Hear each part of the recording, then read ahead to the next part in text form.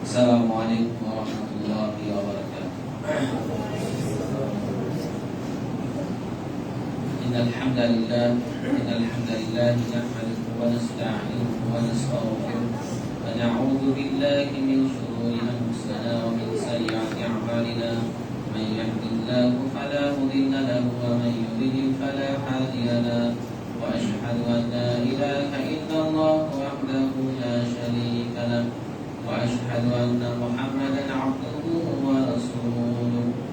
أما بعد فإن خير الحديث كتاب الله وخير الهدي هدي محمد صلى الله عليه وسلم وشر الأمور محدثاتها وكل محدثات بدعة وكل بدعة ضلالة وكل ضلالة في النار. أما بعد فأعوذ بالله من الشيطان الرجيم. يا أيها الذين آمنوا اتقوا الله حق تقاته ولا تموتن إلا وأنتم مسلمون. يا أيها الناس اتقوا ربكم الذي خلقكم من نفس واحدة وخلق منها زوجها وبث منهما رجالا كثيرا ونساء. واتقوا الله الذي تساءلون به والأرحام إن الله كان عليكم رقيبا. يا أيها الذين آمنوا اتقوا الله وقولوا قولا سديدا يصلح لكم أعمالكم ويغفر لكم ذنوبكم ومن يطع الله ورسوله فقد فاز فوزا عظيما. أما بعد فأعوذ بالله من الشيطان الرجيم. يا أيها الذين آمنوا كتب عليكم الصيام كما كتب على الذين من قبلكم لعلكم تتقون. عن عبد الله بن عباس رضي الله عنه قال قال رسول الله صلى الله عليه وسلم زكاة الفطر تهرة للصائم من اللغو والرفث وطعمة للمساكين. من أداها قبل الصلاة فهو زكاة مقبولة ومن أداها بعد الصلاة فهو صدقة من صدقاته. رواه أبو داود بإسناد صحيح. عن عبد الله بن عمر رضي الله عنه قال قال رسول الله صلى الله عليه وسلم من تشبه بقومه فهو منهم. رواه أبو داود بإسناد صحيح. আলহামদুলিল্লাহ, যাবতীয় প্রশংসা গুণগান সে আল্লাহ সুবহানাহু ওয়া তাআলার জন্য, যার উপর অনুগ্রহে দয়ায় আজকে জুমার দিনে রমাদান মাস আল্লাহ সুবহানাহু ওয়া তাআলা আমাদের মসজিদে আসার এবং জুমার প্রকাশনার তৌফিক দান করেছেন। সে আল্লাহ সুবহানাহু ওয়া তাআলার দরবারে আমরা শুকরিয়া আদায় করছি, সকলে বলছি আলহামদুলিল্লাহ। দরুদ এবং সালাম ও শিরোহ আমাদের প্রিয় নবী সাইয়্যিদুল মুরসালিন খাতামুন নবিয়্যিন নবী মুহাম্মদুর রাসূলুল্লাহ সাল্লাল্লাহু আলাইহি ওয়াসাল্লাম। আমরা সকলে বলছি আল্লাহুম্মা সাল্লি আলাইহি আল্লাহুম্মা বারিক আলাইহি। সম্মানিত উপস্থিতি, আজকে আমার জুমার খুতবার বিষয় হচ্ছে লাইলাতুল কদর এবং ফিতরা, যাকাতুল ফিতরা এবং ঈদ কেন্দ্রিক বিধান সমূহ নিয়ে আলোচনা করব ইনশাআল্লাহ। আল্লাহ সুবহানাহু ওয়া তাআলা যেন আমাদের উক্ত বিষয়ে পরে আলোচনা করার তৌফিক দান করেন। আল্লাহুম্মা আমিন। সম্মানিত উপস্থিতি, রমাদান মাস অত্যন্ত গুরুত্বপূর্ণ মাস। এই মাসটা আমাদের কাছ থেকে চলে যাচ্ছে, তো এই মাসের শেষের 10 দিন অত্যন্ত গুরুত্বপূর্ণ। তো এই কারণে যেহেতু আজকে 23 রমাদান, এই যে আরো কয়েকটা দিন বাকি রয়েছে, এই কয়েকটা দিনও আমাদের অত্যন্ত গুরুত্বপূর্ণ ভাবে কাজে লাগাইতে হবে। তো এই কয়েকটা দিন সম্পর্কে একটু আলোচনা করি যে দেখেন, লাইলাতুল কদর অত্যন্ত গুরুত্বপূর্ণ একটা রাত। আল্লাহ বলেন খায়রুম মিন আলফি শাহর। তো এই যে রাতটা আমরা কিভাবে কাজে লাগাচ্ছি দেখেন, শুধু যারা হানাফি ওরা শুধু ওই 27 রাতকে পরে কেন্দ্র আছে, ওই দিন খাওয়া দাওয়া, গরু জবাই করা, এইগুলা নিয়েই কিন্তু তাদের চিন্তা হবে না যে না প্রতি বছরে লাইলাতুল কদর হয় 27 রমাদানে। এটা কিন্তু ভুল। আর রাসূল সাল্লাল্লাহু আলাইহি সাল্লামের সময় একবার 21 রমাদানে লাইলাতুল কদর হয়েছে। তাহলে এই ধারণা থেকে আমাদের কি হবে, হতে হবে, বের হয়ে আসতে হবে। তো এই কারণে সম্মানিত উপস্থিতি, এই যে লাইলাতুল কদর পাওয়ার জন্য আমাদের 10টা রাত্রি জাগরণ করার চেষ্টা করতে হবে। শুধু আপনি শুধু সাথে লাগলেন বা 2-1 রাত জাগরণ করলেন এইরকম না করে 10টা রাত্রি করা, জাগরণ করা। এই কারণে আল্লাহ রাসূল সাল্লাল্লাহু আলাইহি সাল্লাম 10 দিনে কি করতেন? ইতিকাফ করতেন। তিনি প্রতিবারে ইতিকাফ করতেন, প্রতি বছরই করতেন, একবার করেননি। এরপরে বছর তিনি 20 দিন ইতিকাফ ছিলেন। তাই কতটা গুরুত্বপূর্ণ যেন লাইলাতুল কদর কি না হয়, ছুটে না যায়। তো সম্মানিত উপস্থিতি, কথা বলছিলাম যে অত্যন্ত গুরুত্বপূর্ণ যে আমাদের শেষ দশকে কি করা, বেশি বেশি করে ইবাদত বন্দেগী করা। শুরুর 20 দিন যা হয়েছে, শেষের দশকে আল্লাহ রাসূল সাল্লাল্লাহু আলাইহি ওয়াসাল্লাম তাদের আহার পরিবারকে, তার স্ত্রীদেরকে জাগরণ করতেন, তার সন্তানদেরকে বলতেন যে তোমরা এই শেষ দশকে আরো বেশি করে কি করো, ইবাদত বন্দেগীতে নিজেকে নিয়োজিত হও। কিন্তু আমরা দুঃখের সাথে বলতে চাচ্ছি যে এই শেষ দশকে আমরা দেখেন যে বাজার ঘাট মার্কেট এগুলাতে মানুষ বোঝাই হয়ে গেছে, মসজিদে মানুষ কম। শুরুর দিকে যেমন মসজিদের লোকজন ছিল বা সালাত আদায় করতো, কিয়াম করতো, অর্থাৎ তারাবি পড়তো, শেষের দিকে এরকম লোক নাই। শেষের দিকে লোকজন ধীরে ধীরে ছড়ে যাচ্ছে, মানে তারা বুঝাতে যাচ্ছে আমরা শুধু ওই শুরুর কিছুদিন সালাত আদায় করার জন্য মসজিদে এসেছিলাম, এখন আবার আমরা আমাদের পূর্বের যে গন্তব্য ওই গন্তব্যে আমরা ফিরে যাচ্ছি, তাই না? পূর্বে যেমন তারা মসজিদে আসতো না, আবার তাদের অবস্থা এরকমই হয়ে যাচ্ছে। এখন তারা আবার ধীরে ধীরে বাদ যাচ্ছে, আর কিছুদিন পরে দেখবেন মসজিদে আসবে না। আবার ঘুরে যদি রমাদান পায়, আল্লাহ যদি তকদিরে রাখে, আবার ওই ঘুরে রমাদান আসবে। বাংলাদেশে কোনো পরিবর্তন নাই। তারা যে শুনতেছে এত কিছু যে না 5 ওয়াক্ত সালাত আদায় করতে হবে, 5 ওয়াক্ত সালাত আদায় না করলে সিয়াম কবুল হবে না আল্লাহ সুবহানাহু ওয়া তাআলার দরবারে, তারপর দেখেন পুরো যায় আসে। অনেকেই দেখবেন যে সারা দিনেই সালাতেই আদায় করে না, ও শুধু তারাবির সালাত আদায় করতে আসে, এশাও পড়ে না। বুঝতে পারছেন? না তারাবি পড়লে হয়ে যাবে, ওই যে জীবনের গুনাহ মাফ হয়ে যাবে কিয়াম করলে। ওই কারণে আবার তারাবিও সারাদিন সালাত আদায় করে না। তো এমন একটা অবস্থা, বুঝতে পারছেন? সালাত আপনি আদায় না করলে আপনি তো মুসলিম থাকতে পারবেন না। 5 ওয়াক্ত সালাত আল্লাহ সুবহানাহু ওয়া তাআলা ফরজ করেছেন, আর তারাবি এটা তো ফরজ না, এটা সুন্নাত নফল সালাত। আপনি নাও তারাবি আদায় করেন আপনার গুনাহ হবে না, কিন্তু তারাবি সালাত আদায় করলে নেকি হবে। কি হবে? নেকি হবে, সওয়াব হবে। ইমামের সাথে থাকলে আপনি সারা রাত কিয়াম করার সওয়াব পাবেন। কারণ রাসূল সাল্লাল্লাহু আলাইহি ওয়াসাল্লাম বলেছেন মান কামা মা'আল ইমাম হাত্তা ইয়ানসারিফু কুতিবা লাহু কিয়ামুল লাইলা। যে ব্যক্তি ইমামের সাথে শেষ পর্যন্ত থাকবে সে ব্যক্তি সারা রাত কিয়াম করার কি পাবে? সওয়াব পাবে। তো সুবহানাল্লাহ জানি। তো যেই কথা বলেছিলাম সম্মানিত উপস্থিতি, আজকে অসংখ্য হাজার হাজার মুসলিম যারা কি করে না, 5 ওয়াক্ত সালাত আদায় করে না, কিন্তু তারা শুধু এমনিতেই কি করতেছে? সিয়াম, ওই যে রোজা, না খেয়ে থাকা, উপবাস করা। সিয়াম শব্দের অর্থ হচ্ছে যাবতীয় অন্যায় অশ্লীল কাজ থেকে নিজেকে কি করা? বিরত রাখা।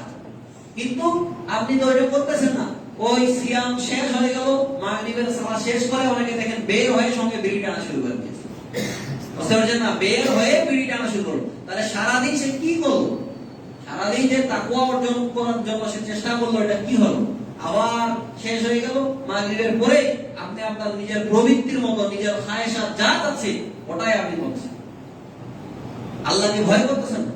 অথচ আল্লাহ বলেন আমান খাফা মাকামা রাব্বিহি ওয়া নাহা নাফসা আনিল হাওয়া ফাইন্নাল জান্নাতা হিয়াল মাওয়া। যে ব্যক্তি নিজের নফসের বিরুদ্ধে কাজ করবে তার জন্য জান্নাতুল মাওয়া রয়েছে। সুবহানাল্লাহ। তো যেই কথা বলেছিলাম সম্মানিত উপস্থিতি, যে আল্লাহ সুবহানাহু ওয়া তাআলাকে ভয় করতে হবে, আল্লাহ সুবহানাহু ওয়া তাআলার সামনে দাঁড়াতে ভয় করতে হবে, যে আমাকে আল্লাহর কাছে দাঁড়াইতে হবে। কি জবাবদিহি দিব আমি আল্লাহ সুবহানাহু ওয়া তাআলার কাছে? আপনি যদি এইটা চিন্তা ভাবনা না করেন তাহলে আপনি যে কোনো পাপ করতে পারেন। আল্লাহকে ভয় যদি না করে তাহলে আপনি কি করতে পারেন? যে কোনো পাপ করতে পারেন। এখানে আল্লাহ সুবহানাহু ওয়া তাআলা বলেন মান খাফা আদলাজা ওয়া মান আদলাজা বালাগাল মানজিল আলা ইন্না সিলগাতাল্লাহিল আলিয়া আলা ইন্না সিলগাতাল্লাহিল জান্নাহ। আল্লাহ সুবহানাহু ওয়া তাআলা বলেন মান খাফা আদলাজা, যে ব্যক্তি আল্লাহকে ভয় করে সে ব্যক্তি গন্তব্যে পৌঁছে। আর গন্তব্য হচ্ছে কি? সেটা হচ্ছে জান্নাত। এটা কি? জান্নাতুল ফিরদাউস। আপনি আল্লাহ সুবহানাহু ওয়া তাআলা আপনাকে জান্নাতে দিবেন। বালাগাল মানজিল, মানজিলে আপনি পৌঁছে যাবেন। তো যেই কথা বলতেছিলাম সম্মানিত উপস্থিতি, যে আমরা যদি আল্লাহ সুবহানাহু ওয়া তাআলাকে ভয় না করি, তাকওয়া অর্জন করার জন্য চেষ্টা না করি, তাহলে কি হলো? রমাদান মাস পাইলেন তাকওয়া অর্জনের জন্য, আল্লাহ বলেছেন লাআল্লাকুম তাত্তাকুন, কিন্তু আমরা কতটুকু তাকওয়া অর্জন করতে পারছি? এই যে খাওয়া দাওয়া অনুযায়ী সামনে 27 রমাদান আসতেছে, ওই প্রত্যেকটা দেখবেন হানাফি মসজিদগুলোতে গরু জবাই করা আর ডেক জোড়া, এইগুলাতে কিন্তু লোকজন ব্যস্ত। তাহলে কখন ইবাদত বন্দেগী করবে, কখন কাটাকাটি করবে, এইগুলো তো নাই।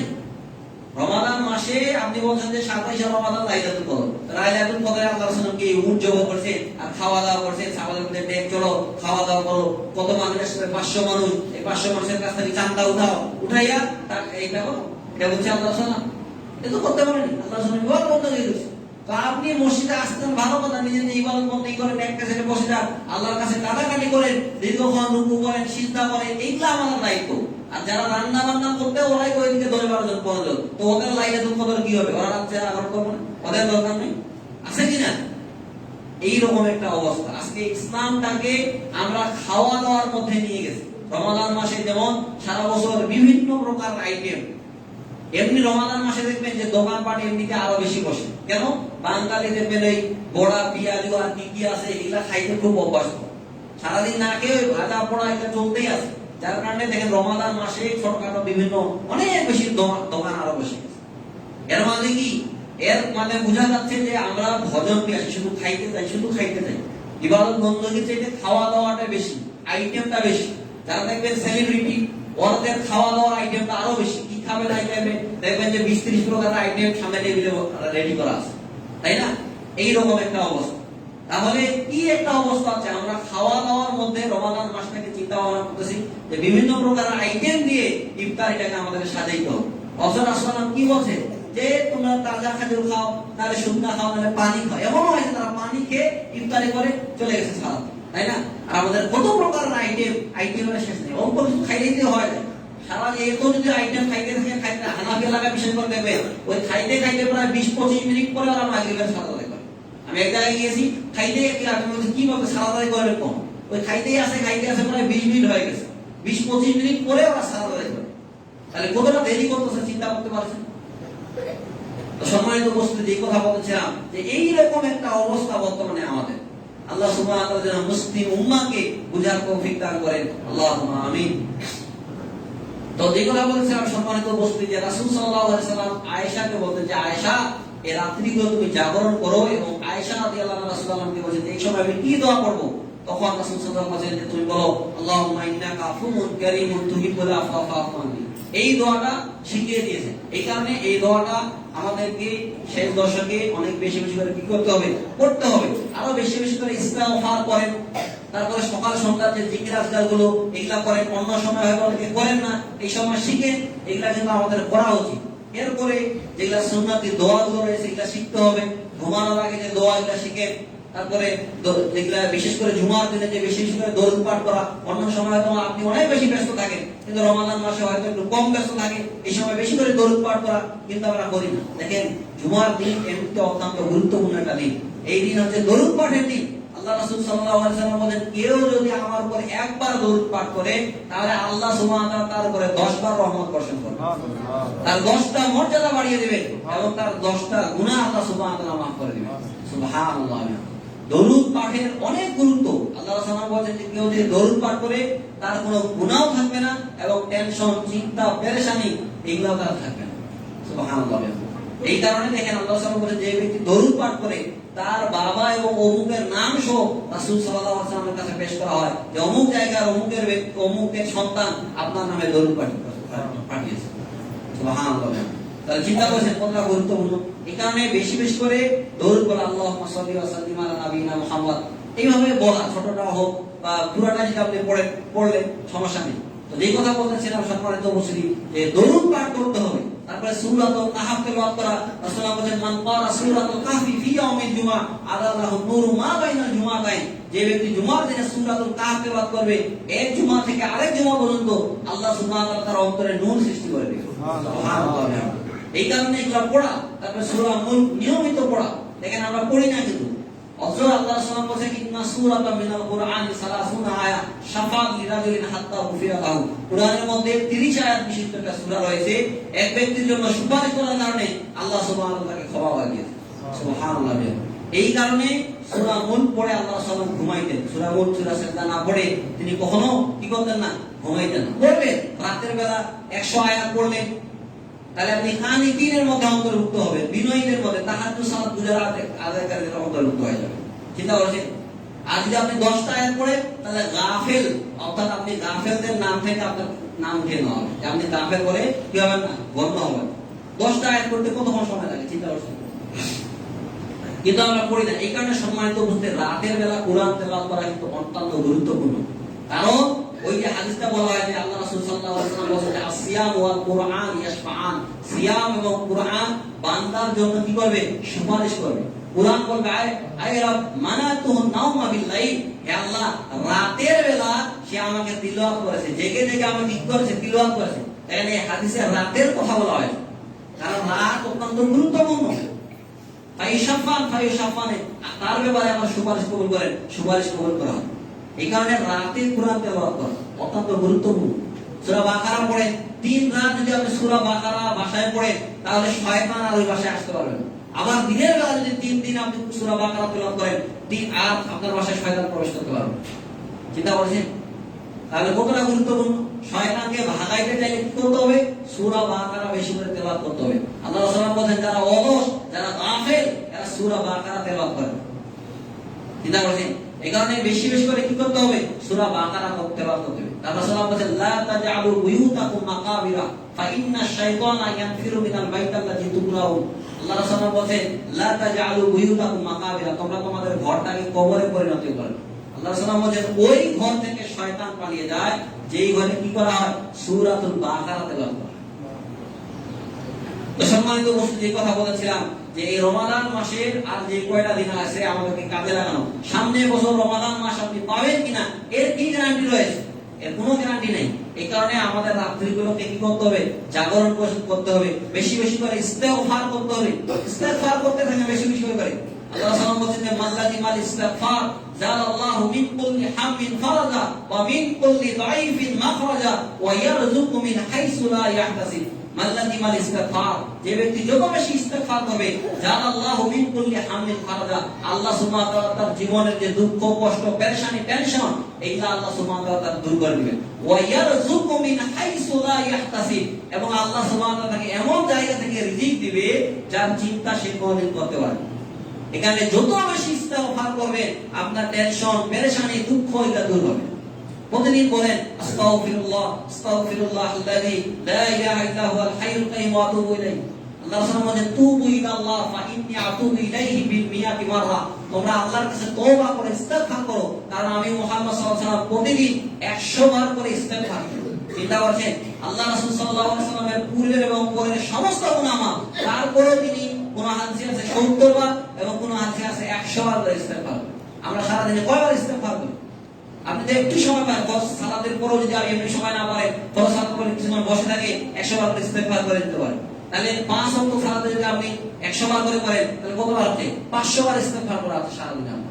চিন্তা করেন এই সময়টা কিন্তু কাজে লাগানো উচিত, কারণ এই সময়গুলোতে দোয়া কবুল হয়। কারণ রাসূল সাল্লাল্লাহু আলাইহি ওয়াসাল্লাম বলেছেন যে 2 সময়ে বেশি বেশি করে দোয়া কবুল হয়। তারপর মধ্যে দোয়া না করলে সালাতের মাকতুবাতি, ফরজ সালাতের পরে দোয়া কবুল হয়। এই কারণে এই সময় হাত তুলেই করতে হবে, মানে এমনি আপনি করতে পারবেন না। হাত তুলে আমরা মনে করি যে দোয়া করলে শুধু হাত তুলেই দোয়া করতে হবে, এমনি কি দোয়া করা যায় না? অবশ্যই যায়। তো যেই কথা বলেছিলাম সম্মানিত উপস্থিতি, যে বেশি বেশি করে আমাদের কি করতে হবে? ইস্তেগফার করতে হবে, দরুদ পাঠ করতে হবে, কুরআন তেলাওয়াত করতে হবে। দেখেন যারা সালফে সালেহিনরা রমাদান মাসে তারা শুধু কুরআন তেলাওয়াত করতেন, শুধু কুরআন তেলাওয়াত করতেন, অন্য হাদিসেও তারা পড়তেন। হাদিস পাঠ করা আগে বন্ধ করতেন, দিয়ে তারা কি করতেন? বেশি করে কুরআন তেলাওয়াত করতেন। কারণ রমাদান মাস হচ্ছে কুরআন নাযিলের মাস, শাহরু রমাদান আল্লাযী উনজিলা ফীহিল কুরআন। তাহলে সম্মানিত উপস্থিতি, এই কুরআন আপনার জন্য সুপারিশ করবে। আল্লাহ রাসূল বলেছেন ইন্না লিল্লাহি আহদিনা মিনান নাস, দুনিয়াতে কিছু লোক রয়েছে যারা আল্লাহর আহার, আল্লাহর পরিবার। সাহাবারা বলেন ক্বালা মান হুম ইয়া রাসূলুল্লাহ, তারা কারা? আল্লাহ রাসূল বলেন হুয়া আহলুল কুরআন আহলুল্লাহি ওয়া খাসাতুহু, তারা হচ্ছে কুরআন আল্লাহ, তারা হচ্ছে আল্লাহর পরিবার, তারা হচ্ছে আল্লাহর মেহমানদের অন্তর্ভুক্ত। সুবহানাল্লাহ। তাহলে দেখেন প্রতিবেশী বলা হয়েছে, এক হাদিসে বলা হয়েছে যে যারা ওই মনে করেন কুরআন তেলাওয়াত করে বা মসজিদ আবাদ করে এদেরকে আল্লাহর প্রতিবেশী বলা হয়েছে। বলা হবে যে আইনা জিরানি, আমার প্রতিবেশীরা কারা? তখন মালাইকারা বলবে যে আল্লাহ আপনার প্রতিবেশী আবার কারা?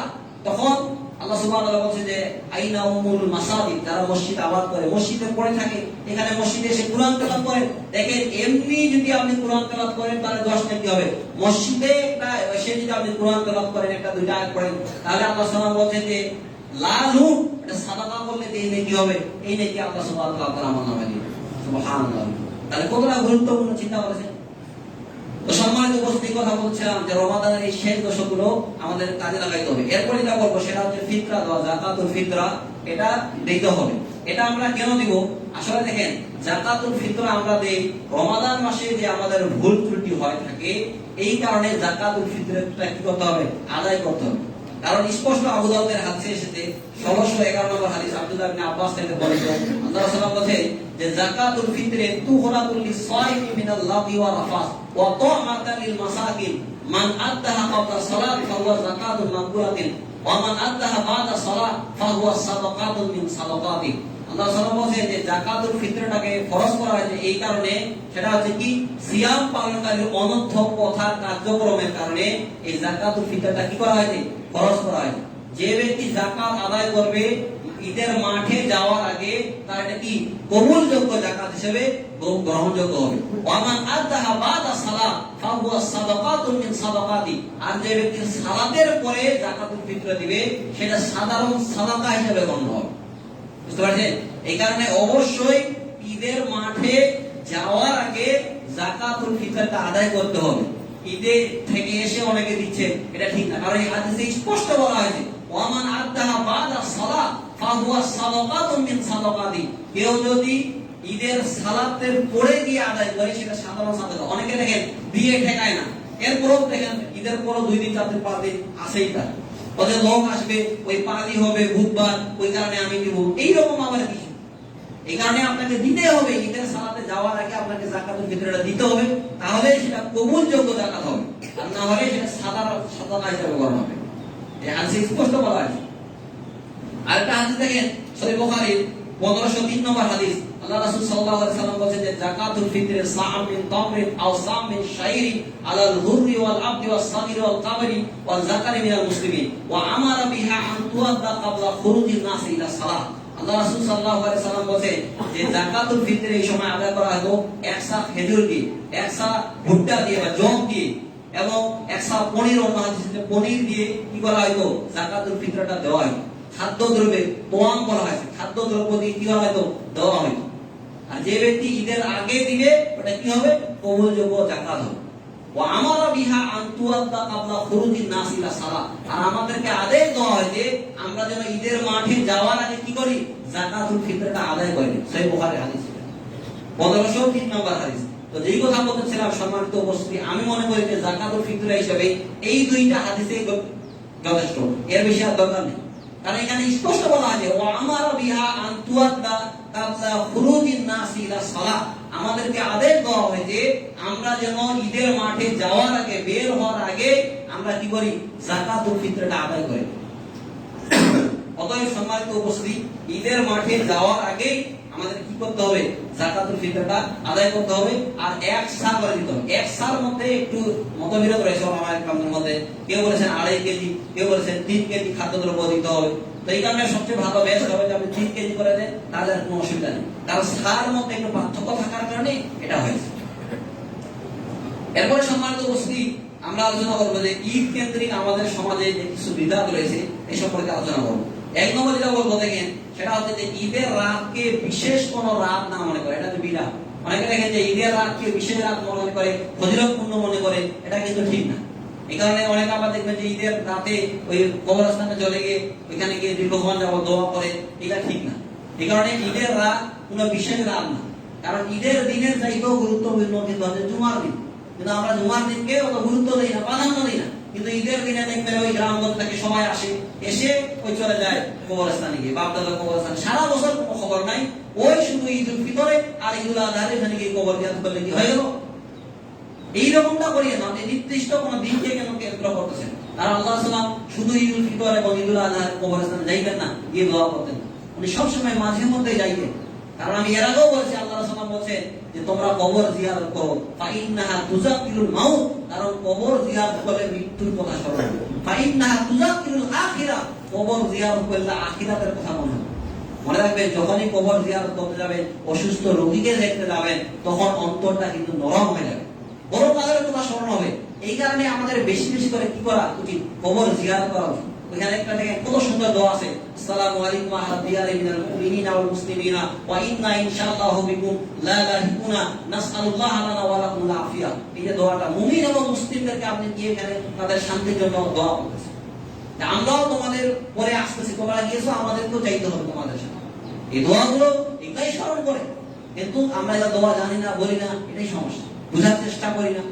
এই কারণে সম্মানিত উপস্থিতি, বেশি করে কবর জিয়ারত করতে হবে। সাহাবায়ে কেরাম দেখেন, যখন ওসমান রাদিয়াল্লাহু আনহু কবর দেখতে কবরের কাছে যাইতেন, তার চোখ দিয়ে ঝরঝর করে পানি পড়তেই থাকতো। সাহাবায়ে কেরাম বলতেন যে আপনাকে যখন জাহান্নামের কথা বলা হয়, তারপরে এমনি কথাগুলো বলা হয়, তখন তো আপনি এত বেশি কাঁদেন না, যখন আপনি কবরের সামনে আসেন তখন আপনি এত বেশি কাঁদাকাটি করেন কেন? তখন তিনি বলেছিলেন যে দেখেন, যে কবর হচ্ছে মানুষের প্রথম মন্দির, এইখানে কেউ যদি পার পেয়ে যায় তাহলে অন্য যে স্টেপ গুলো রয়েছে এগুলো তার সহজ হয়ে যাবে। এটা কি হয়ে যাবে? সহজ হয়ে যাবে। কবর যদি আপনার জন্য সহজ হয়ে যায়, অন্যগুলো সহজ হয়ে যাবে। কারণ কবর বলে আনা বাইতুল ওয়াহদা, আনা বাইতুল গুরবা, আনা বাইতুল তুরা, আনা বাইতুল দুর। কবর বলে আনা বাইতুল গুরবা, আমি হচ্ছে অপরিচিতর ঘর, আমি হচ্ছে পোকামাকড়ের ঘর। ওইখানে কবর কারো আপন না, আপন নাকি? কারো আপন না। আপনি যদি আপনার প্রশ্নের উত্তর দিতে পারেন, ইমানের পরীক্ষায় যদি পাস হতে পারে, তাহলে কবর আপনার জন্য কি হয়ে যাবে? ফুলের বাগান হয়ে যাবে। বলা হয়েছে হাদিসে যে তুমি ঘুমিয়ে থাকো, বাসর ঘরের দুলারা যেভাবে ঘুমায়, বর যেভাবে ঘুমাও, ওইভাবে তুমি ঘুমিয়ে থাকো। জান্নাতে এবং তার কবরে সুড়ঙ্গ করে দেওয়া হয়। চিন্তা করেছেন? আর যে ব্যক্তি খারাপ, জাহান্নাম থেকে তার একটা সুড়ঙ্গ করে দেওয়া হয়, জাহান্নামের বাতাস আসতেই থাকে। কবর তার জন্য সংকীর্ণ হয়ে যায়, আর যে ব্যক্তি ভালো, কবর তার জন্য প্রশস্ত হয়ে যায়। সুবহানাল্লাহ। তো যে কথা বলেছিলাম, সম্মানিত উপস্থিতি, যে এই রাতকে বিশেষ কোনো রাত না মনে করা। আপনি কবরস্থানে যান, মাঝে মধ্যে যান, একাকী যান, গিয়ে দোয়া করেন। মনে রাখবেন, যখন আপনি একাকী যাবেন তখন আপনার মধ্যে বিনয়টা বেশি আসবে, ভয়টা বেশি আসবে। সবাই মিলে গিয়ে এইভাবে দোয়া করলে ওই রকম ভয় আসে না, বিনয়টা আসে না। যার কারণে আল্লাহ রাসূল সাল্লাল্লাহু আলাইহি ওয়াসাল্লাম সাহাবায়ে কেরামদের নিয়ে কবরে জিয়ারত করতে গেছেন, এটা কোনো প্রমাণ নেই। তিনি একাই গেছেন, মহিলা একা গেছেন, আয়েশাকেও জানাচ্ছে না, তার স্ত্রী তার পাশে ঘুমিয়ে আছে, তাকেও বলতেছে না যে আয়েশা আমি কবর জিয়ারতের জন্য যাচ্ছি। একাই তিনি চলে গেছে। আয়েশা রাদিয়াল্লাহু আনহা বলেন যে আমি রাসূলের পিছু পিছু যাচ্ছি, যে দেখি তো আল্লাহ রাসূল সাল্লাল্লাহু আলাইহি ওয়াসাল্লাম কোথায় যাচ্ছে। গিয়ে দেখতেছেন যে উনি হাত তুলে দোয়া করতেছেন কবরস্থানে। কারণে মাঝে মধ্যে যাবেন কবরস্থানে, আপনার বাবা মা মারা গিয়েছে, ওইখানে যাবেন, গিয়ে হাত তুলে দোয়া করবেন, কাঁদাকাটি করবেন তাদের জন্য।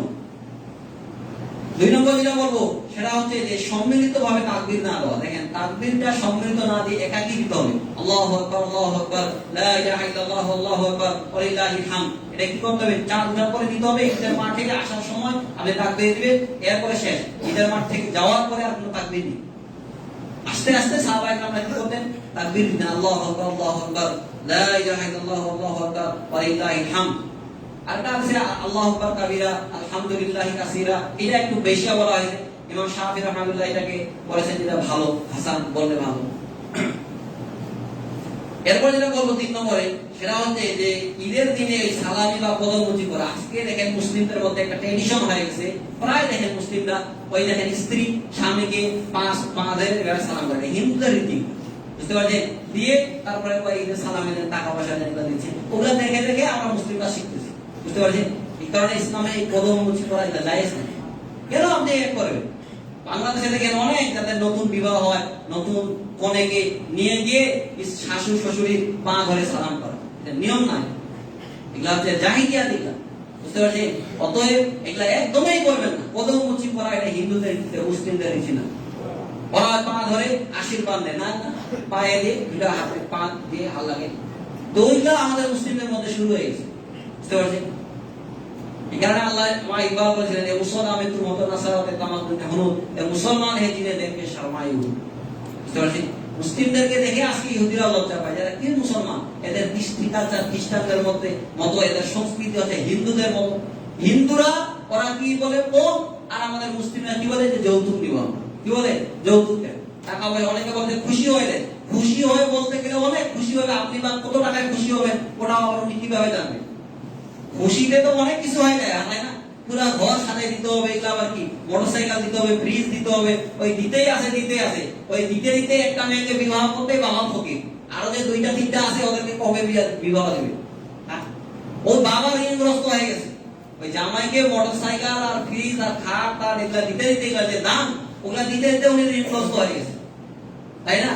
আবার তারপরে কিছু দিতে না পারলে ওই মেয়ের উপরে জুলুম অত্যাচার করতে করতে দেখেন অনেক মেয়ে সুইসাইড করে, আত্মহত্যা করে মারা যায়, তাই না? এই কারণে আমি বারবারই বলি যে যোগ্য লোক, যোগ্য পাত্র দেখে বিবাহ শাদী করবেন, যার চরিত্র ভালো, যে 5 ওয়াক্ত সালাত আদায় করে, এইগুলো দেখে দেখে চাকরিবান দেখেই দিতে হবে কোনো মানে। অনেক আছে যে সরকারি চাকরি না হলে মেয়েকে বিবাহ দিব, এইরকম দেখে আল্লাহ সুবহানাহু বলেছেন যে ইনকাম করতে পারে, পরিশ্রম করে টাকা ইনকাম, তাকে দেন। পরিষ্কারওয়ালা হলেও কি সমস্যা? হ্যাঁ, দিনমজুরি হলেও কি সমস্যা? একজন সুন্দর ঘুষখোরকে না দিয়ে একটা দিনমজুরকে দেওয়া অনেক ভালো। টাকা পয়সা থাকলেই যে শান্তি হবে এটা আপনাকে কে বলেছে?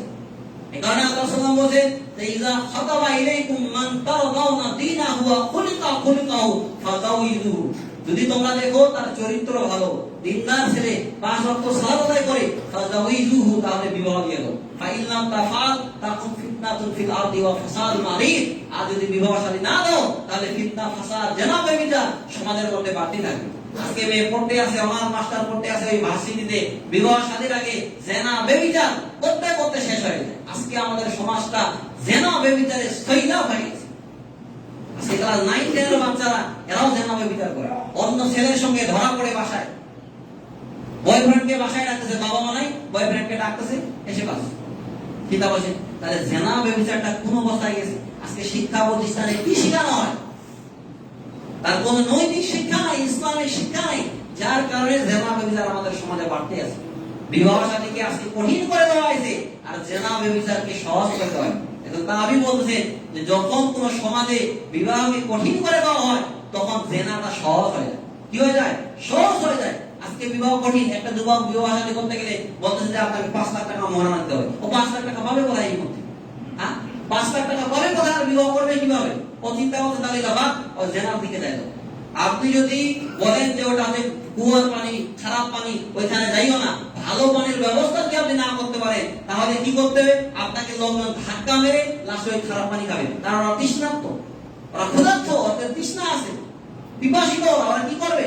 আপনাকে ভালো পানির ব্যবস্থা করতে হবে, তখন তারা হালালের দিকে যাবে। খারাপ পানি যখন তারা পান করে না, হয় কিনা? অবশ্যই। কিন্তু আমরা এটা করতেছি না। এই জিনিসটা ভালোভাবে চিন্তা ভাবনা করে যে আপনার সন্তানটা এই বয়সে এসে অন্য মেয়ের সঙ্গে কথাবার্তা বলে, ঘোরাফিরি করে স্কুলে গিয়ে, আপনি এর জন্য দায়ী হবেন, পরকালে এর জন্য আপনাকে হিসাব দিতে হবে। আর মনে রাখবেন, এর আগে আমি বলেছিলাম, আজকে আবার বলছি, আল্লাহ সুবহানাহু ওয়া তাআলা মা মিন যামমিন আসদার ওয়া ইয়াযিরুল্লাহু লিসাহিবিহি উকুবাতা ফিদ দুনিয়া মা মায়াতাখারু মিনাল বাগি ওয়া কাতিয়াতির রাহান। আল্লাহ সুবহানাহু ওয়া তাআলা দুইটা পাপের শাস্তি পরকালে তো দিবেনই দিবেন, দুনিয়াতেও দিবেন, পুরো জাতিকে দিবেন, কওমকে দিবেন। একটা হচ্ছে জিনা আর একটা হচ্ছে পিতামাতার অবাধ্যতা। আজকে জিনা সৈলাব হওয়ার কারণে আমাদের আযাব আসছে। এই যে ঘন ঘন ভূমিকম্প হচ্ছে, কি কারণে বলেন দেখি? জিনার কারণে।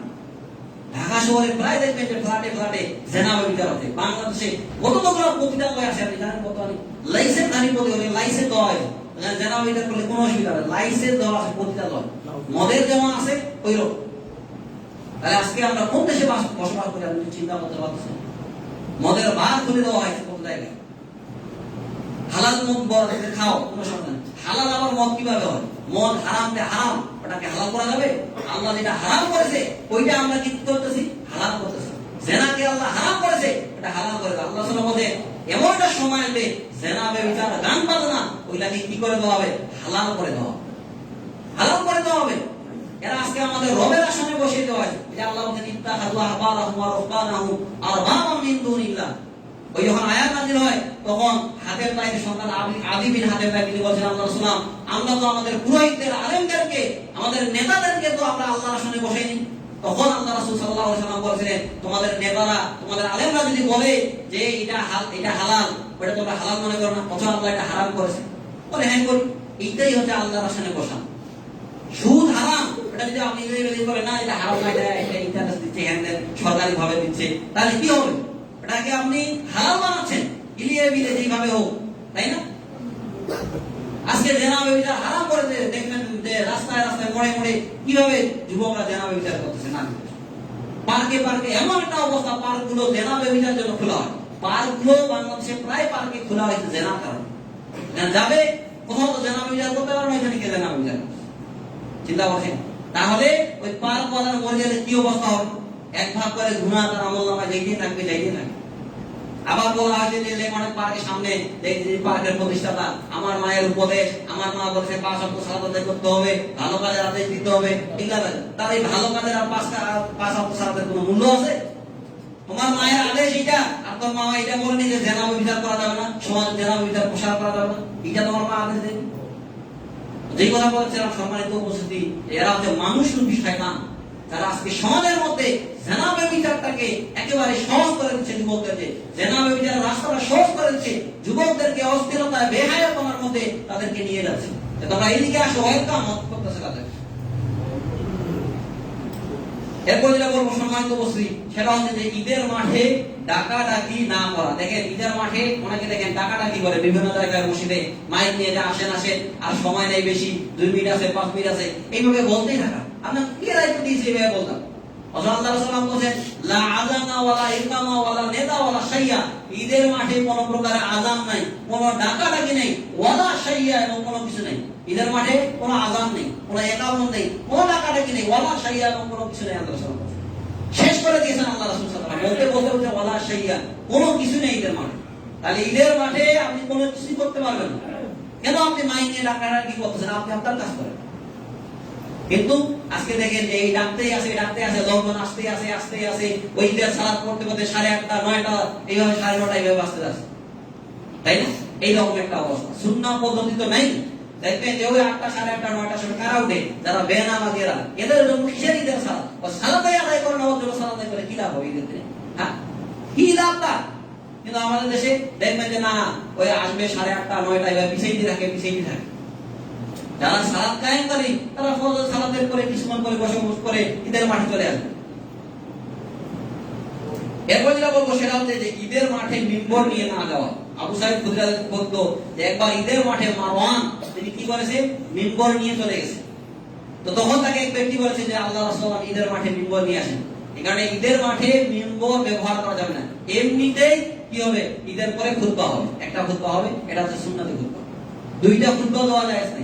আবার অনেকে কি বলে, ঈদের মাঠে অর্থাৎ সালাতের আগে আলোচনা শুরু করে দেয়, একটা খুতবা, আবার সালাতের পরে একটা, এটা জায়েজ নেই, কখনোই করা যাবে না। একবার এরকম করেছে, আবু সাঈদ খুদরি আমাকে বলছে যে না, তুমি এটা কেন বলছো? আবু দাউদের 1140 নম্বর হাদিস, যে আল্লাহ রাসূল সাল্লাল্লাহু আলাইহি ওয়াসাল্লামের যুগে একটাই খুতবা দেওয়া হতো, সেটা হচ্ছে ঈদের সালাতের পরে, এটা খুতবা দেওয়া হতো। তিনি বলছেন যে না, ঈদের সালাতের পরে লোকজন থাকে না, যার কারণে আমরা কি করতেছি, ঈদের সালাতের পূর্বে একটা খুতবা দিচ্ছি, এটা আলোচনা লোকজন যেহেতু থাকে না। তো তখন তিনি বলেছিলেন যে না, এটা যে বিদআত, এই মাঠে আমি সালাতেই আদায় করব। এটা করার কারণে তিনি কি বলেছে, ওই মাঠে আর সালাতেই আদায় করেন। পাকতেছে না, উনি তখন হাদিসে আছে যে মান রাআ মিনকুম মুনকারান ফালিয়ুগাইর বিয়াদি ফাইন লাম ইয়াসতাতি ফাবিলিসানি ফাইন লাম ইয়াসতাতি ফাবিকলবি ওয়া যালিকা আদাবুল ঈমান। যদি অন্যায় কাজ দেখো তাহলে হাতে বাধা দাও, হাত না হয় মুখে বলো, না হয় অন্তরে ঘৃণা করো, এটা হচ্ছে ঈমানের একেবারে সর্বশেষ অংশ বলে দিয়ে চলে গেছে। তাহলে এই কারণে সম্মানিত উপস্থিতি, এইসব মাঠগুলোতে আজকে কি হচ্ছে, এমন ভাবে আলোক সজ্জা করা হচ্ছে যেটা জায়েজ নাই। ঈদের সালাত হবে ফাঁকা মাঠে, মোটামুটি এটাও তো আলোক সজ্জা করতে পারে, কই তারা তো পারে না। আজকে দেখেন আমাদের ঈদের মাঠগুলোতে এমন ভাবে গেট টেট সাজিয়ে আর সামিয়ানা দিয়ে আর আলোক সজ্জা করতে বিবাহ সাথে লেগে গেছে, তাই না? এরকম হয়ে গেছে। এই কারণে ঈদের মাঠটা সৃষ্টি হলো খোলা আকাশে, আল্লাহ রাসূল সাল্লাল্লাহু আলাইহি ওয়াসাল্লাম করেছে। এই কারণে তিনি মসজিদ থেকে বের হয়ে খোলা জায়গায় চলে গেছে। আপনি খোলা জায়গায় যেহেতু যাচ্ছে, তাহলে এইভাবে এত গেট, হ্যাঁ, ঈদ মোবারক হ্যান্ডেল লিখে দেওয়া, এরপরে আলোক সজ্জা করা। দেখেন আলোক সজ্জা করা হচ্ছে ইহুদি খ্রিস্টানদের নীতি, মুসলিমদের নীতি না। ওই ছোট ছোট ঝাড়বাতিগুলো পুরো রাস্তা লাগিয়ে দিয়েছে। এই কারণে এইগুলা করতে যাবেন। এরপর যেটা বলবো সেটা হচ্ছে দেখেন যে ঈদের মাঠে সম্মিলিত ভাবে যে মুনাজাত করা, এটা হচ্ছে বিদআত। কারণ সম্মিলিত ভাবে কোনো মুনাজাত হবে না, খুতবার মধ্যে দোয়া হবে। আল্লাহ সাল্লাল্লাহু খুতবায় দোয়া করেছেন, নারীদেরকে নসিহত করেছেন যে তোমরা, আমি দেখেছি জাহান্নামে আকসারুন নিসা, অধিকাংশই নারী, অধিকাংশ কি নারী। এই কারণে তোমরা কি করে, বেশি করে দান করো। তখন মহিলারা ঈদের মাঠে তাদের যে কানের দুল, তারপরে দেখেন যে হাতের যে চুড়ি, এগুলো তারা দিয়ে দিয়েছে। আল্লাহ সাল্লাল্লাহু বেলাল রাদিয়াল্লাহু আনহু গিয়েছেন, বলছেন যে সবাই ভাবে দিতে শুরু করে দিয়েছে। কেন? মহিলারা জাহান্নামে যাবে, এই কারণে তারা হচ্ছে তাকফুরনা লানা, তারা বেশি করে অভিশাপ দেয়। এবং তারা কি করে, স্বামীর নাশকরিয়া আদায় করে। সারা জীবন স্বামী অনেক কিছু দিল, তারপরে বলতেছে তোমার কাছে আমি কোনো কিছু পাইনি। এইটা মহিলা না মা বোনদেরকে বলছি যে কোনোদিন এটা করবে না। আপনার স্বামী আপনার জন্য জান্নাত, আপনার স্বামী আপনার জন্য জাহান্নাম। যদি আপনার স্বামী অসন্তুষ্ট হয়ে যায় আর এই অবস্থায় সে যদি মারা যায় তাহলে আপনার জাহান্নাম হয়ে যায়। আল্লাহ সাল্লাম বলেছিলেন এক মহিলাকে, তোমার স্বামীর কাছে তুমি কেমন? তিনি বলছেন যে আমি আমার স্বামীর খেদমত করতে কোনো প্রকারের ত্রুটি করি না, তিনি আমার প্রতি সন্তুষ্ট হয়ে আছে। তখন আল্লাহ রাসূল সাল্লাল্লাহু আলাইহি ওয়াসাল্লাম বলেন, মনে রাখবে তোমার স্বামী হচ্ছে তোমার জান্নাত, তোমার স্বামী হচ্ছে তোমার জাহান্নাম। আল্লাহ সাল্লাল্লাহু কি বলেন? আল্লাহ সাল্লাল্লাহু স্বামীর ব্যাপারে যে কথা বলেন, লা কুনতা আমিরা হাদান আইয়াসজুদা লি আহাদিন লা আমাতুল মারআতা আন তাসজুদা লি যাওজিহা। আল্লাহ ছাড়া যদি কাউকে সিজদা দেওয়ার আদেশ থাকতো তাহলে নারীদেরকে বলতাম সে যেন তার স্বামীকে সিজদা করে। দেখেন কতটা গুরুত্বপূর্ণ। ওই নারীর প্রতি আল্লাহ দয়া করে না, রহম করে না যে ব্যক্তি স্বামীর সাথে ভালো ব্যবহার করে না, স্বামীকে সন্তুষ্ট করে না। চিন্তা করেছেন লা তাশকুরু বিজাওজিহা, আল্লাহ সুবহানাহু ওয়া তাআলা। এই কারণে দেখবেন যে স্বামীকে সন্তুষ্ট করার চেষ্টা করবেন। নারীরা যে জান্নাতে যাবে, আল্লাহ রাসূল বলেছেন যে আইয়ুমা ইমরাতিন ইজা সাল্লাত খামসাহা ওয়া সামাত শাহরাহা ওয়া আতাত বালাহা ওয়া আহসানাত ফারজাহা, যদি কোনো মহিলা কি করতে পারে, পাঁচ ওয়াক্ত সালাত আদায় করতে পারে, রমাদান মাসের সিয়াম পালন করতে পারে, স্বামীর আনুগত্য করতে পারে এবং তার লজ্জাস্থানের হেফাজত করতে পারে, জিনা ব্যভিচার সে করবে না, ফালতাদখুলুল জান্নাতা মিন আইয়াবিশ, তাহলে সে জান্নাতের যে কোনো দরজা দিয়ে জান্নাতে প্রবেশ করবে। সুবহানাল্লাহ। চিন্তা করেন সুবহানাল্লাহ।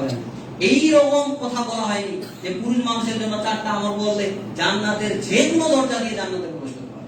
চিন্তা করেন আল্লাহ রাসূল বলতে বলছেন যে ফালতাদখুলুল জান্নাতা মিন আইয়াবিশ, তাহলে সে জান্নাতের যে কোনো দরজা দিয়ে জান্নাতে প্রবেশ করতে পারে, কিন্তু তারা এটা করবে না। এর কারণে আল্লাহ রাসূল বলেছেন যে মহিলারা, নারীরা জাহান্নামে সবচেয়ে বেশি যাবে। আর জান্নাতে কারা যাবেন? আল্লাহ রাসূল বলেছেন আকসারুল ফুকারা, যারা ফকির, যারা অসহায়, তারা জান্নাতে বেশি করে যাবে। চিন্তা করছেন যারা অসহায়, দরিদ্র, মুজাহিদ, আল্লাহ রাসূল বলেছেন এরা ধনীদের 500 বছর পূর্বে জান্নাতে। 500 বছর মানে কি জানেন? পৃথিবীর অর্ধেক সময়। পৃথিবীর বয়স কথার কথায় বলতেছি যে 1000 বয়স হয়, তাহলে 500 বছর পূর্বে তারা জান্নাতে যাবে। বা 1 লাখ বছর বয়স হয়, 50,000 বছর পূর্বে তারা জান্নাতে যাবে। চিন্তা করছেন? এই কারণে যারা অসহায়, দরিদ্র মানুষ, এরা হিসাব কিন্তু কম, 5 ওয়াক্ত সালাত আদায় করে, রমাদান মাসে সিয়াম পালন করে, হালালকে হালাল মানে, হারামকে হারাম মানে, তাহলেই জান্নাতে যাবে। মানে সাহেব বলছে আল্লাহ সাল্লাম, আমি যদি 5 ওয়াক্ত সালাত আদায় করি, হালালকে হালাল মানে, হারামকে হারাম মানে, তাহলে কি আমি জান্নাতে যেতে পারবো? আল্লাহ সাল্লাম বলেন না, তুমি জান্নাতে যেতে পারবে। চিন্তা করেছেন? যেই কথা বলতেছিলাম সম্মানিত উপস্থিতি, এই বিষয়গুলো অবশ্যই খেয়াল রাখতে হবে আমাদেরকে।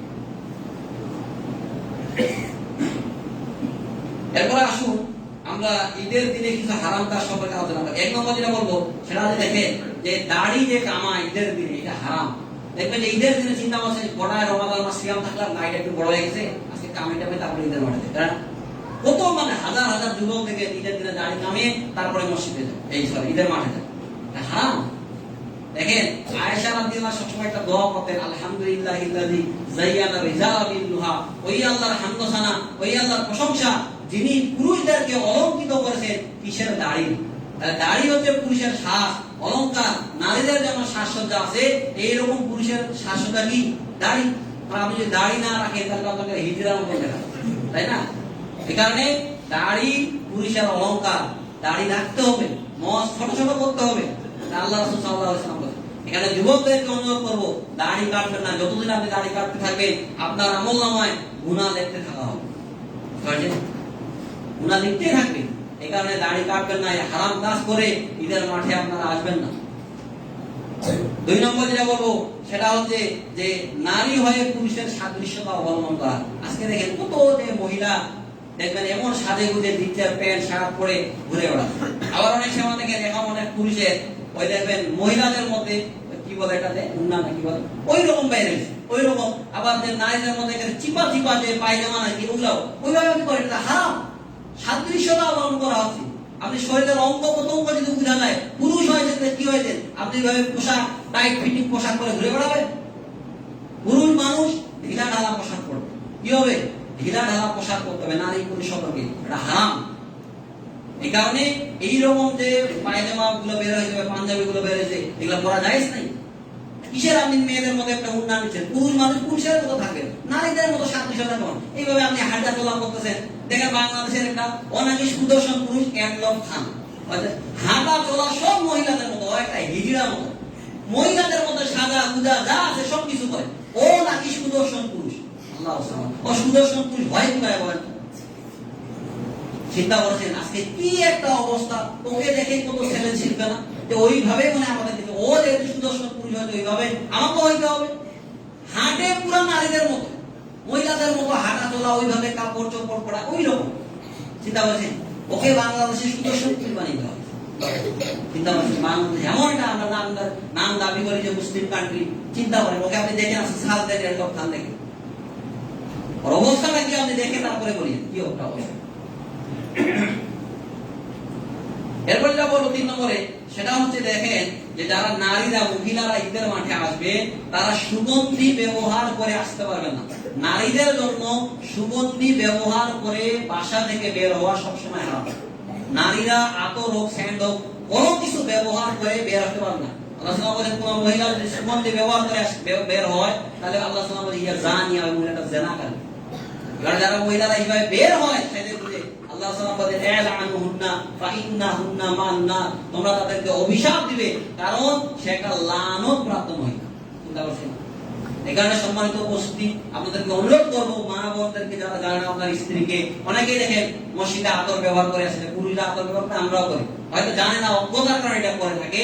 এই কারণে আপনারা জানিয়ে দিবেন, যারা আসেনি তাদেরকে জানাবেন ঈদের মাঠে আসবে তারা অবশ্যই নারীদেরকে ঈদের মাঠে আসতে হবে। আল্লাহ সাল্লাল্লাহু আলাইহি ওয়াসাল্লাম হায়েদা মহিলা হইলো তারপরও সে ঈদের মাঠে আসবে, সে সালাত আদায় করবে না, সে দোয়ায় অংশগ্রহণ করবে। কি করবে? দোয়া করবে, যখন খতিশায় দোয়া করবে ওই সময় সে আমিন আমিন বলবে। আল্লাহ সাল্লাল্লাহু আলাইহি ওয়াসাল্লাম বলেন কারো যদি উন্না থাকে না থাকে, হিজাব না থাকে, তাহলে অন্য একজন নারীকে তোমরা কি করবা? তোমাদের এক্সট্রা উন্না থাকে তাদেরকে ধার দিবা, তারপরও সে ঈদের মাঠে আসে, এইরকম বলা হয়েছে। চিন্তা করছে তাহলে কতটা বেশি গুরুত্ব দেওয়া হয়েছে। এখানে ঈদের মাঠে মহিলারা যাইতে বাধ্য, জুমার দিনে আসা ভালো, 5 ওয়াক্ত সালাত আসা ভালো, কিন্তু ঈদের মাঠে যাইতেই হবে তাদেরকে। তারা গিয়ে সালাত আদায় করে, সালাত যদি হায়দা হয় সালাত আদায় করবে না, আর যারা সুস্থ আছে তারা সালাত আদায় করবে। এরপর যেটা আরেকটা বলি যে দেখেন পুরুষ মানুষ যারা আছে তারা কিন্তু আতর ব্যবহার করে আসবেন। এমনি তো জুমার দিনে হোক সুন্দর কাপড় পরে আসা, আমরা যদি এরকম করি না, ওই প্রতি সারা সপ্তাহে যেটা পরে উঠে পরে আসলে এইরকম না বলেন। দেখেন জুমার দিনে স্পেশাল পোশাক রাখেন, আল্লাহ সাল্লাল্লাহু স্পেশাল পোশাক ছিল যে উনি ওটা শুধু জুমার দিনেই পড়তেন, ঈদুল ফিতরে পড়তেন, ঈদুল আজহায় পড়তেন। নিয়মিত যেগুলো পড়েন ওগুলাই যদি আপনি জুমার দিনে পড়ে আসে তাহলে জুমার দিন আর সারা দিনটার পার্থক্য হলো একটা খাস দিন হচ্ছে জুমার দিন। এই কারণে জুমার দিনের 2টা 3টা যা হওয়ার মতো অনেক পোশাক আছে, এটা রেখে দেন। আপনার স্ত্রীকে বলবেন যে সুন্দরভাবে আয়রন করে আতর মেখে জুমার দিনে ওই পোশাকটা আপনি পরে আসবেন, তাই না? এই কারণে এইরকম করা হচ্ছে। আল্লাহ সাল্লাল্লাহু বলতেন তার এক্সট্রা 2টা পোশাক থাকছিল, তিনটা জুমার দিনে পরে এসে খুতবা দিতেন, ঈদুল ফিতরে যাইতেন, ঈদুল আজহায় পরে যাইতেন। এই কারণে জুমার দিনে আপনি এক্সট্রা পোশাক পরে আসবেন, ভালো পোশাক সুন্দর পরে আসেন। আর আল্লাহ বলেন খুযু যিনাতাকুম ইনদা কুল্লি মাসজিদ, যখন তোমরা মসজিদে যাবে তোমাদের সাজসজ্জা গ্রহণ করো, অলংকার গ্রহণ করো। তাহলে সুন্দরভাবে আসতে হবে না এমন ভাবে আসবে যে ঘেমে ঘুমে আসেন বা মুখ দিয়ে গন্ধ বের হচ্ছে, পাশের মুসল্লি আপনার কষ্ট পাচ্ছে, এইভাবে আসবে? এভাবে আসা যাবে না। অনেকে দেখেন ওই সিগারেট খায়, রাতের বেলা ওই গাঁজা খায়, হ্যাঁ আরো বিভিন্ন খেয়ে ওইভাবে ঘুমটা করেন, পুরো খালি বসত করে চলে এসে মসজিদ। মালাইকারা কষ্ট পায়। এখানে জুমার দিনে আল্লাহ রাসূল বলেছেন যে কাঁচা রসুন পেঁয়াজকে মসজিদে আসতে না নিষেধ করতে বলেছে। এখানে আপনি নেশার দ্রব্য কতটা খারাপ জিনিস ওইটা খেয়ে আপনি কিছুক্ষণ পরে চলে আসেন, সিগারেট খেয়ে আপনি মসজিদে আসতেছেন, মুসল্লিদের কষ্ট হয় না? আপনি যে ওইভাবে মসজিদে আসতেছেন। তো সম্মানিত উপস্থিতি, আর কয়েকটা বিষয় বলে শেষ করে দিচ্ছি। সেটা হচ্ছে দেখেন ঈদের দিনে আমাদের কিছু করণীয় বলে শেষ করে দিই। এক নম্বর যেটা হচ্ছে ঈদের দিনে গোসল করা, যারা সুস্থ আছেন, যে সাবালক হয়েছে এদের জন্য ঈদের দিনে গোসল করা ওয়াজিব। ঈদের দিনে গোসল করে আসবেন। এরপরে 2 নম্বর যেটা বলবো সেটা হচ্ছে সুন্দর পোশাক পরা। কিছুক্ষণ আগে যেটা বললাম সুন্দর পোশাক, ভালো পোশাক রয়েছে, নতুন পোশাক পরতে হবে এটা মানে নাই যে প্রতি ঈদে আপনাকে নতুন নতুন জামা দিতে হবে, এর কি মানে? আজকে আমরা নিজেরা সিন্ডিকেট তৈরি করতেছি। এমনি সময়ে যে পাঞ্জাবি 1000 টাকা এক্সাম্পল দিচ্ছি, ওই পাঞ্জাবির দাম আছে 3000 4000 টাকা। তাহলে আপনি এত দামে কেন কিনতেছেন? আপনি তো অন্য ভাইয়ের উপরে জুলুম করতেছেন। আপনার টাকা পয়সা আছে হয় আপনি কিনতেছেন, কিন্তু আরেকজনের তো টাকা পয়সা নেই, এটা জুলুম করা। অনেক কারণে আগে বলেছিলেন যে ভাড়া আপনি তো জানেন যে পুলাহাট থেকে শিকদারে যাওয়া, ঠিক আছে আমি 20 টাকা দিচ্ছি, ও এখন পরবর্তীতে কাস্টমার যারা প্যাসেঞ্জার ওর কাছে 20 টাকা যাচ্ছে, তাহলে আপনি এই যে 10 টাকা এটা উম্মার উপরে আপনি জুলুম করলেন, এটা জুলুম করলেন। এই কারণে যেটা ভাড়া ওটাই দেন, ওইভাবে তো ওরা পার পেয়ে যায়। ঢাকা শহরে দেখলে জিনিস ভালো দেখবেন যে ভাড়া ফিক্স করা আছে, কতই ভাড়া দেয়। আবার কিছু কিছু দেখবেন যে নতুন হইলে ভাড়া বেশি করে দেয়। কেন আপনি ভাড়া দেবেন বেশি? এই টাকাটা আপনার হারাম। ভাড়া তো নির্ধারণ আপনার জানাই আছে যে এত ভাড়া। কেউ যদি আপনাকে বলে যে ভাই আমি এটা আপনাকে খুশি করে দিলাম, গরিব মানুষ অন্য কারো কাছে আবার এইভাবে ভাড়া চাইয়েন না, ওটা তাহলে জায়েজ হতে পারে। এই কারণে একজন সাহেব বলেছিলেন যে আমি যখন মদিনায় যাইতাম, যাওয়া আসা করতাম বা ভার্সিটিতে উনি হয়তো পড়তো, যেটা ভাড়া উঠেই দিতাম এর বেশি আমি দিতাম না। কখনো যদি দিয়ে দিতাম বলতাম যে আমি তোমাকে এমনিতে খুশি করে দিতাম, এরপর যে পেশেন্ট তার কাছে তুমি বেশি চাইবা।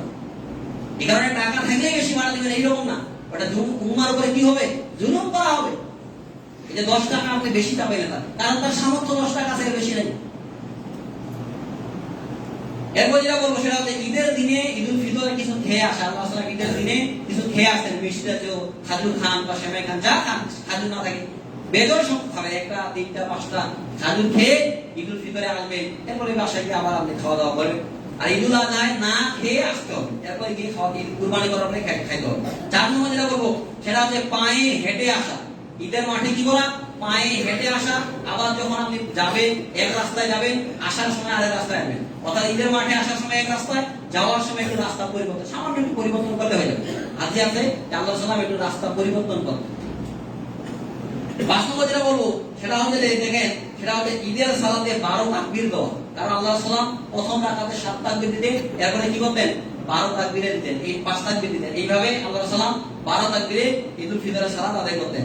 এরপরে 8 নম্বর যেটা বলবো সেটা হচ্ছে ঈদের দিনে শুভেচ্ছা বিনিময় করা। তাকাব্বালাল্লাহু মিন্না ওয়া মিনকুম সালিহাল আমাল, এগুলা বলা। ঈদ মোবারক বলাটাকে উলামায়ে কেরাম, বেশিরভাগ উলামায়ে কেরাম এটাকে বিদআত বলেন। বলেন ভালো, ঈদ মোবারক মানে ঈদ তোমার কল্যাণ করো, শুভেচ্ছা জানাচ্ছেন, এটা বলা যায়।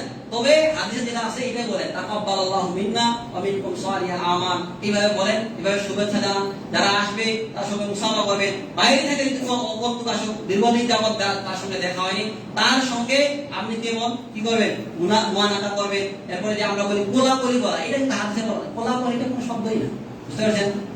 তো যেটা বলতেছি যে এগুলা আপনারা করবেন, কিন্তু যার সঙ্গে নিয়মিত দেখা হয় তার সঙ্গে শুধু কি করতে হবে? মুসাফা করতে হবে। আর মুআনাকা কার সঙ্গে করতে হবে? যিনি বাইরে থেকে আসবে, ঢাকা থেকে এসেছেন, দীর্ঘদিন যাবত এখানে, তার সঙ্গে আপনি করবেন, বুঝতে পারছেন? এটা হচ্ছে সুন্নাতের পদ্ধতি। তো যেসব কথা বললাম, আল্লাহ সুবহানাহু ওয়া তাআলা যেন আমাদেরকে এইসব কথাগুলো আমল করার তৌফিক দান করেন, আল্লাহুম্মা আমিন। আরেকটা বিষয় সম্মানিত উপস্থিতি, যে ইসলামাবাদ জামে মসজিদে ঈদুল ফিতরের সালাত সকাল 6:45 সকাল 6:45 ইনশাআল্লাহ অনুষ্ঠিত হবে, যথাসময় হবে। আপনারা তাড়াতাড়ি চলে আসবেন, গোসল করে আপনারা দ্রুত চলে আসবেন ঈদের মাঠে। তাড়াহুড়া করবেন, একটু তাড়াতাড়ি আসবেন। ফজরে আপনি উঠে গোসল করে আপনি চলে আসবেন স্ত্রী সন্তানকে নিয়ে। এই কারণে আপনারা একটু তাড়াতাড়ি আসার চেষ্টা করবেন, বসে থাকবেন কিছুক্ষণ। তাড়াহুড়া করা কিন্তু শয়তানের কাজ। মানে এখানে তাড়াহুড়া করে দৌড়াদৌড়ি করে আসে। তোমার দিনও দেখেন অনেক দিনে ওই দৌড়াদৌড়ি, শেষের দিকে তখন তোমার খুতবা আসে, ওই দৌড় দিয়ে আসে। আল্লাহ নিষেধ করেছে, কারণ দৌড়া দিয়ে তাড়াহুড়া করে আসা এটা হচ্ছে শয়তানের কাজ। আল্লাহ বলেন ধীরে ধীরে আসো, ধীরে সুস্থে আসো। এসে যতটুকু সালাত পান করে এমনি সময় কথা বলছে। আর না পাইলে যেটা পাইলেন না, আপনার নিয়ম ঠিক আছে, এর জন্য আপনি জামাতের সালাতে করা সব পাই যাবেন। আল্লাহ সুবহানাহু ওয়া তাআলা যেন আমাদের রমাদান মাসের সিয়াম এবং কিয়াম গুলো কবুল করে নেন, আল্লাহুম্মা আমিন। আল্লাহুম্মা তাকাব্বাল মিন্না সিয়ামানা ওয়া কিয়ামানা ওয়া দুআনা। আল্লাহুম্মা ইন্না নাসআলুকা ফিল খায়রাত ওয়া তারাকাল মুনকারাত ওয়া হুব্বাল মাসাকিন ওয়া আনতা ফিরলি ওয়া তারহামনি ইয়া আরহামার রাহিমিন। দেখেন আল্লাহ সুবহানাহু আল্লাহই দোয়াটা শিখিয়ে দিয়েছেন, আল্লাহুম্মা ইন্না নাসআলুকা ফিল খায়রাত, হে আল্লাহ আমাকে ভালো কাজ করার বেশি করে তৌফিক দান করেন। ওয়া তারাকাল মুনকারাত, এবং খারাপ কাজ যেন আমি না করি, বিরত থাকতে পারি, এর তৌফিক দান করেন। ওয়া হুব্বাল মাসাকিন, এবং আমি যেন মিসকিনদেরকে ভালোবাসতে পারি। এখানে আল্লাহ সাল্লাল্লাহু আলাইহি ওয়াসাল্লাম বলছেন আল্লাহ আমি যেন মিসকিনদেরকে ভালোবাসি, মিসকিনদের সাথে যেন উঠি, মিসকিনদের সাথে যেন আমার হাসর নাসর হয়। চিন্তা করেছেন কতটা গুরুত্বপূর্ণ দোয়া। এই কারণে এই দোয়া করবেন, আল্লাহুম্মা ইন্নী আসআলুকা ফিল খায়রাত ওয়া তারাকাল মুনকারাত ওয়া হুব্বাল মাসাকিন। আল্লাহ সুবহানাহু ওয়া তাআলা যেন আমাদের রমাদান মাসের সিয়ামগুলো কবুল করেন, আল্লাহুম্মা আমিন। আল্লাহ যেন আমাদেরকে শিরক এবং বিদআত থেকে দূরে থাকার তৌফিক দান করেন, আল্লাহুম্মা আমিন। ওয়া আখিরু দাওয়ানা আলহামদুলিল্লাহি রাব্বিল আলামিন।